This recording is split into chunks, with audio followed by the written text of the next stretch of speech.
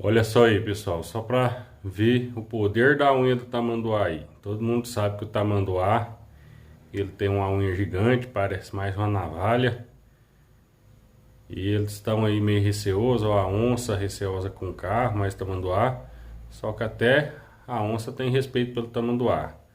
A hora que ele chega ali perto, ó, vai pro lado da onça pintada, ela chega e corre dele, ó. Então, pra ver que até a onça respeita o tamanduá.